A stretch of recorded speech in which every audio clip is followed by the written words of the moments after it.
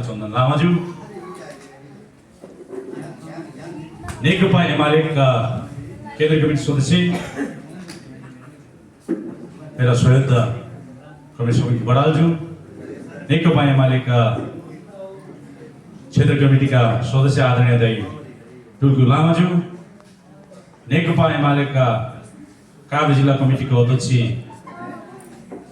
आदरणीय कमरेड राजन भोटेलज्यू, उपाध्यक्ष देवसागर लामाज्यू, नेकपा एमालेका युवा नेता, पूर्व मन्त्री, सबै युवाहरूका लोकप्रिय नेता कमरेड चन्द्र लामाज्यू, ड्यासमा आसीन युवा साथीहरू, ड्यासमा आसीन हुनुभएका सम्पूर्ण नेता कमरेडहरू, उपस्थित हुनुभएका आदरणीय आमा बुवा दाजुभाइ तथा दिदीबहिनीहरू, नेकपा एमाले केन्द्रीय कमिटीको तर्फबाट र मेरो व्यक्तिगत तर्फबाट न्यानो अभिवादन लासो ज्ञापन व्यक्त गर्न चाहन्छु। आज हामी कार्यक्रमहरू निर्धारित समयमै कार्यक्रममा गर्ने र सबै ठाउँमा धेरै जसो हाम्रो भूगोलहरू मिलेका छैनन्। तल्लोदेखि माथिल्लो बेलुका धेरै विकट ठाउँबाट आउनु हुनेछ भन्ने कुराहरू हामीले हिजै चासो चिन्ताका कुराहरू गरेकै थिए। तर यद्यपि कार्यक्रम दुई ठाउँमा जुटेर अलिकति तपाईँहरूले ढिला खुवाउनु पर्यो। म सर्वप्रथम मेरै व्यक्तिगत तर्फबाट 10 औँला एउटा माफी माग्न चाहन्छु कि अबदेखि यस्तो कार्यक्रमहरूमा अलिक चाँडै नै उपस्थिति हुने गरी गर्नेछु।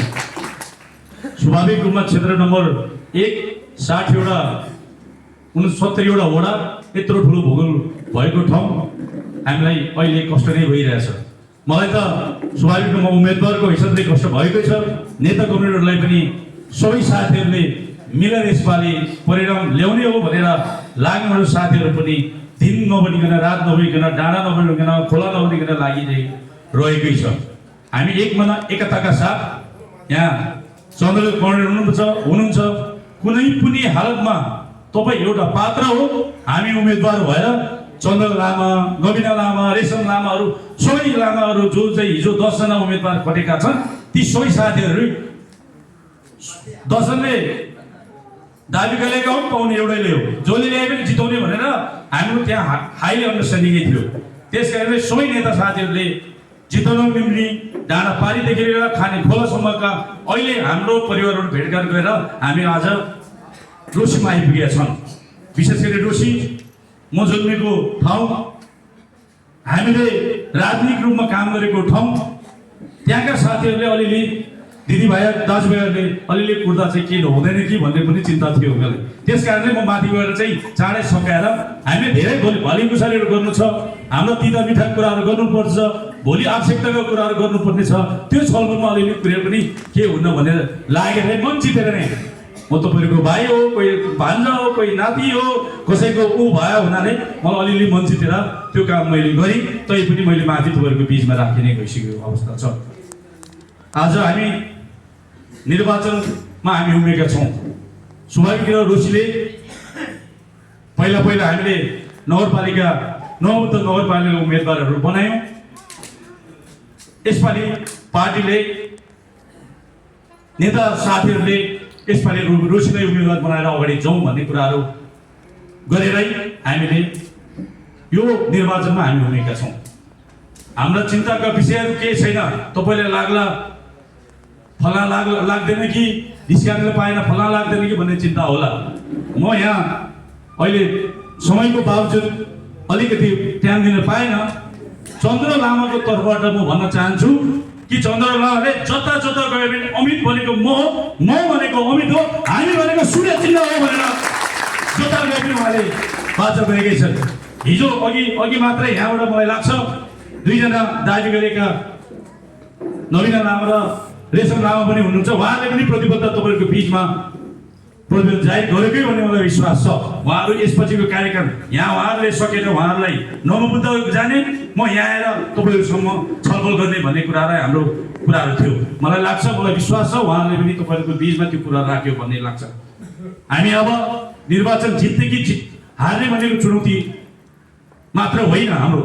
हाम्रो चुनौती हाम्रो ठाउँलाई कसरी विकासतर्फ हामीले अगाडि बढाउन सक्छौँ, रोसी विकट ठाउँलाई हामीले समृद्ध रोसी बनाउन कसरी लाग्न सक्छौँ भन्ने कुरा सबै जनसमुदायको चिन्ताको विषय हो।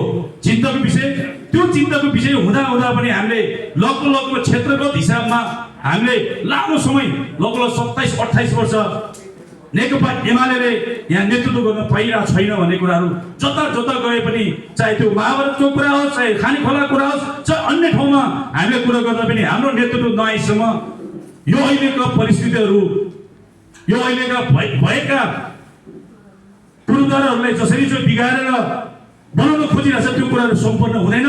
त्यसकारणले भौतिक पूर्वधारलाई ठिक ठाउँमा ल्याउनको निम्ति,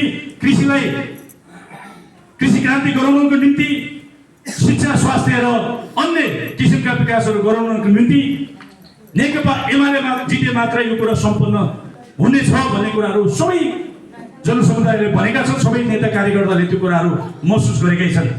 यसपालिको जित नेकपा एमालेको जित हुनेछ।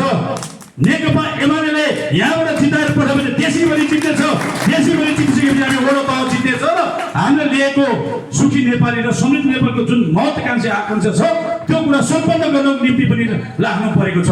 त्यति मात्र होइन, आजको कुरा एउटा उम्मेदवार जित्ने या हार्नेसँग मात्र सम्बन्धित छैन। देशले जोगाउने या देशलाई विकटतर्फ लाने भन्ने कुरा पनि छ। तपाईँलाई थाहा छ, भदौ 23 गतेको जेन्जी आन्दोलनमा कोही नेपाली नागरिकले नेपालको झन्डा उठाएर सिंहदरबार जलाउने काम कसैले गर्न सक्छ? सर्वोच्च अदालत कसैले जलाउन सक्छ? संसद भवन कसैले जलाउन सक्छ? त्यही मात्रै होइन, वडा तहसम्मका संरचनाहरू जुन संरचनाहरू नेकपा एमाले प्रतिनिधित्व गरिरहेको छ ती सबै संरचनाहरू ध्वस्त हुने गरी जलाएको छ। आज तपाईँलाई थाहा छ, त्यो जलाउने उद्देश्य एउटै मात्रै हो, नेपाललाई 10औं वर्ष अगाडि 20औं वर्ष अगाडि टुक्रा टुक्रा बनाइसक्यो। चाहे त्यो जातीयको नाममा होस्, चाहे धार्मिक नाममा होस्, हरेक खाले आन्दोलन गराएर भयो भने नेपाललाई टुक्रा टुक्रा गरेर नेपाललाई छिन्न भिन्न बनाउने तत्त्वहरूले 20औं वर्षदेखि प्रयास गरिरहेको थियो। आज त्यो सम्पन्न हुन सकेन। किन सकेन भने यो देशमा नेकपा एमाले छ। नेकपा एमालेलाई माया गर्ने जनता कार्यकर्ताहरू देशैभरि छ। आम जनसमुदायहरू नेकपा एमालेको पक्षमा छ। नेकपा एमाले मजबुत छ। त्यसकारणले हामीले यो देशलाई बर्बाद गर्न सकेन। अब यदि नेकपा यो देशलाई बर्बाद गर्नु छ भने नेकपा एमालेलाई प्रहार गर्नुपर्छ। त्यसकारणले मात्रै हामीले यो कुराहरू हामीले लिएको विचारहरू, हामीले लिएको सोचहरू जुनले नेपाललाई छिन्न भिन्न पठाउने व्यक्ति झगडा गरेर नेपाललाई अस्तित्वतर्फ लान खोज्ने तत्त्वहरूले प्रयास गरिरहेकै छ। तपाईँलाई थाहा छ, त्यसकारण जेन्जी आन्दोलनमा हामीले बनाएको सबै संरचनाहरू भत्किएको छ। हुँदा यदि ढालै सक्यो भने केपी ओलीले बनाएको सिंहदरबार पनि, केपी ओलीले बनाएको धरालाई पनि भत्काउन सक्थ्यो होला। त्यहाँ अलिकति उता दरबार हाई स्कुल पनि बनाउन भत्काउँथ्यो होला, सुरुङ मार्गहरू भत्काउँथ्यो होला। त्यो चाहिँ अलिकति उनीहरूले अप्ठ्यारो भएर उनीहरूले गर्न सक्ने अवस्था भएन।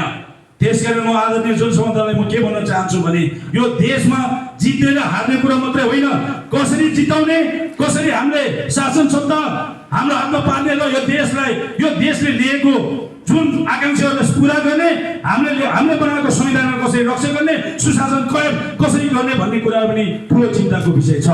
त्यसकारणले म जित्नु हार्नु, नेकपा एमाले यहाँ जित्नु हार्नु मात्रै छैन, हामी सबैलाई थाहा छ देशैभरिबाट नेकपा एमालेले जित्नु पर्दछ। नेकपा एमालेले सदनदेखि सरकारसम्म, सरकारदेखि वडा तहसम्म सरकार बनाएर अहिले बिगारेका, अहिले जलाएका चिजहरू सबै बनाउनु पनि हाम्रो उत्तिकै दायित्व छ। र हामीले लिएको विचार सुखी नेपाली र समृद्ध नेपाल जो हाम्रो दोस्रो महाधिवेशनमा हामीले पारित गरेर ल्याएको। हामीले नेकपा एमालेलाई के भन्यौँ? नेकपा एमालेको अध्यक्ष कमरेड केपी शर्मा ओलीले के भन्यौँ?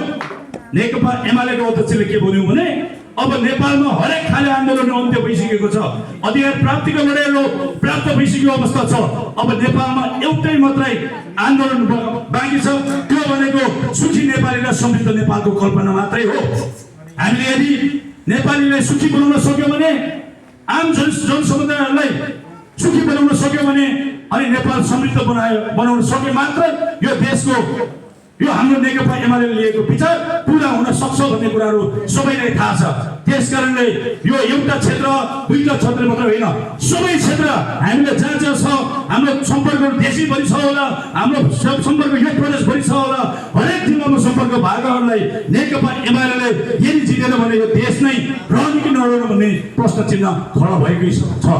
त्यसकारण म आदरणीय रोसिसवासी जनसमुदायलाई हामी भन्छु, आगामी स्थानीय तहको निर्वाचन पनि जित्न हामीलाई उत्तिकै अहिले जसरी यो निर्वाचन जित्न आवश्यक छ त्यो पनि त्यतिकै जित्न आवश्यक छ।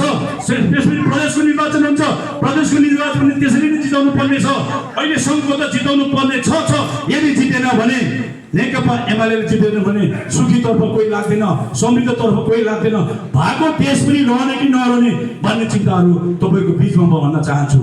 आज थाहा छ तपाईँलाई, अस्ति भर्खरकै झेन्डी आन्दोलनपछि एउटा आपराधिक क्रियाकलाप गरेका व्यक्तिहरूको भारीभुरी भइरहेको अवस्था छ।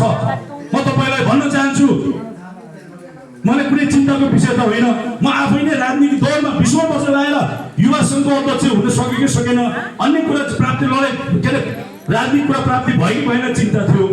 एउटा मैले साधारण एउटा भाइलाई जागिर दिएको थियो, म त चिन्ता पनि चिन्दैन थियो, त्यसलाई नै जागिर लागेको रहेछ। अस्ति भर्खरको आन्दोलनमा थाहा भयो मैले, त्यो भनेको सुदन गुरुङ जस्तो अराजक पहिलो डिजे नै मेरो क्लबमा गरेको रहेछ भनेर अस्ति मलाई थाहा भयो। अहिले उनले नेपालको संविधान मैले यसरी च्याट दिन्छु भनेर गफ दिएर हिँड्छन्, नेपालको प्रधानमन्त्री हटाएर अर्को प्रधानमन्त्री ल्याउँछु भन्छन्, नेपालको गृहमन्त्रीलाई हटाएर अर्को गृहमन्त्री ल्याउँछु भनेर गफ दिँदै हिँड्छन्। यी सब व्यक्तिहरू टिआरपी भन्ने टिप्रेन मुनिन लागेका युवाहरू रहेछन् भन्ने कुरा अस्ति भर्खर मात्र थाहा भयो। ऊ अहिले कुन पार्टीबाट लागिरहेछ भने त्यो राष्ट्रिय स्वतन्त्र पार्टी राजसभाबाट ऊ लागिरहेछ। यी सबलाई मिलाउनको निम्ति यो को लागिरहेछ भने हेर्दाखेरि सबै विदेशी दलालहरू लागिरहेछ भन्ने कुराहरू तपाईँहरूको बिचमा प्रष्टै छ। केही दिन अगाडि जेएनयू आन्दोलनको क्रममा अब म प्रधानमन्त्री बन्ने भयो भनेर जेलबाट भागेर आएका कैदी फेरि भित्र गएर फेरि तत्त्वहरूले बाहिर निकालेर राखेको अवस्था छ। हरेक मुद्दाहरू हाम्रै पार्टीका ठुल्ठुला नेताहरू सहकारी केन्द्रमा भित्र परिरहेको छ, पैसै तिर्छ भने दिन दिइरहेको छैन। तर एउटा व्यक्तिलाई यस्तो अनुज्ञा भयो कि उनलाई निकाल्नु पर्ने अरू चाहिँ नेपाली जनता होइन, हामीले क्वेसनहरू गर्नुपर्ने अवस्थाहरू भएको छ। 570 जना मान्छे सेम मुद्दामा परेर भित्र परिरहेको छन्। पुलिसका ठुल्ठुला डिआइजीदेखि लिएर सांसददेखि लिएर हाम्रै पार्टीका युवा सङ्घ उपमहासचिवदेखि लिएर हरेक खान्दा एउटै खाले मुद्दामा परिरहेका छन्। तर ती व्यक्तिलाई मुद्दा क्लियर गराएर सारा सबै मुद्दाको उसलाई माफ गरिदिएर यो देशको प्रधानमन्त्री बनाउने हैसियतका रूपमा ल्याउन खोजिरहेको छ। यो सबैले बुझ्नु किन पर्छ भने हिजो 22-23 गते भएको विध्वंसकारी आन्दोलनमा नेपालको विशेष गरी सिंहद्वारा संसद भवन देशका सबै अङ्गहरू चलाउने लाग्ने नेपाललाई ध्वस्त बनाउने पार्टीहरूलाई भोट दिने या नेपाल बनाउने तर्फ लाग्ने पार्टीहरूलाई भोट दिने भन्ने ठुलो षड्यन्त्र भइरहेको छ। त्यो हामीले भ्रम जनताहरूलाई छिर्नुपर्ने छ। देश बिगार्नेलाई होइन, देश जलाउनेलाई, देश बनाउनेलाई भोट दिनुपर्दछ भन्ने कुराहरू तपाईँले जनताको बिचमा गर्नुपर्दछ। आज तपाईँलाई थाहा छ, यदि हामीले त्यो कुराहरू लागू गर्न सकेन भने ती विदेशी दलालहरूको हातमा यो राष्ट्र सञ्चालनको चाबी पुग्ने छ भन्ने कुराहरू तपाईँहरूको बिचमा राख्न चाहन्छु। म आदरणीय जनसमुदायलाई भन्न चाहन्छु, आज धेरै कुराहरू गर्नु बाँकी छ, धेरै कुराहरू फेरि गर्दै गरौँ र यी यस्ता पात्रलाई चिन्नुपर्ने छ। उनीहरूले कसरी जिताउँछ भनेपछि हामी फेसबुक मार्फत जिताउँछु, हामी टिकटक मार्फत जिताउँछु, हामी इन्स्टाग्राम मार्फत जिताउँछु भनेर फेरि अभियान सुरु गरेको अवस्था छ। हामीलाई थाहा छ, हाम्रो गाउँघरका सानो एउटा किराना पसल या दुध पसल जे पसल खोले पनि हामीले नेपाल राज्यलाई कर दिनुपर्दछ। यदि त्यो कर तिरेन भने पसल बन्द गर्छ, छोरुम बन्द गर्छ, सबै आएर ताला लाउँछ। तर नेपालमा करोड रुपियाँ ट्याक्स उठाएर जाने यो फेसबुक, ट्विटर, टिकटक यी लगायतका अधिकांश सामाजिक सञ्जालहरूमा ट्याक्स लाउन नपर्ने, नेपालमा दर्ता हुन नपर्ने यस्ता खाले कानुन पनि हुन्छ।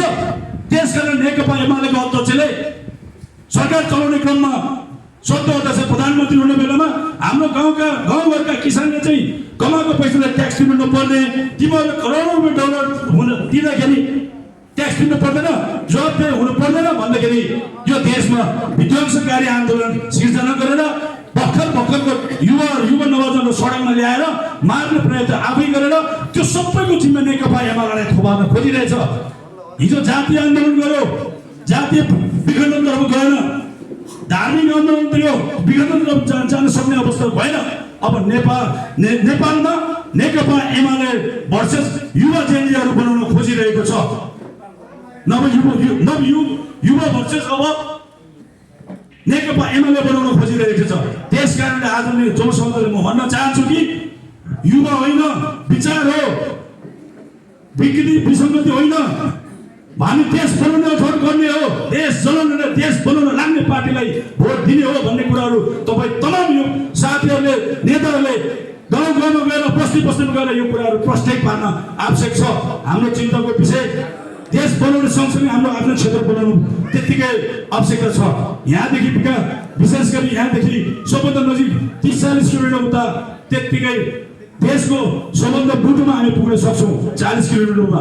तर हामी 40 किलोमिटर उता गइसकेपछि यत्तिकै विकट ठाउँहरू हामी दिनै हिँडेर हेरेर आयौँ। हाम्रो भौगोलिक अवस्था कस्तो छ, पूर्वाधारहरू कस्तो छ, त्यहाँको समस्याहरू के छ बुझ्दै आउँदाखेरि हामी 40 किलोमिटरको दूरीमा यति विकट रहेछ।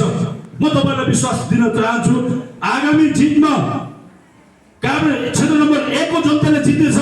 त्यो जितपछि काभ्रे क्षेत्र नम्बर 1 को जनतालाई त्यो भूगोललाई हेर्ने डाइरेक्ट नेपाल सरकारले डाइरेक्ट काभ्रे क्षेत्र नम्बर 1 लाई हेर्ने नजर हुने गरी आँखा खोल्ने गरी म त्यो प्रयत्न काम गर्नेछु। र मैले यहाँबाट प्रतिनिधित्व गर्दै जाँदाखेरि तपाईँहरूको आश आउने काम एउटा पनि गर्ने छैन। यदि त्यो आयो भने यही खोलामा आएर निवेदन गर्न चाहन्छु। यही कुराहरू तपाईँको बिचमा भन्दै तपाईँहरू ढिलाउनु भयो, कुर्नु भयो, धेरै धेरै धन्यवाद भन्दै मेरो भनाइ यही अन्त्य गर्छु। लासो फ्याफला।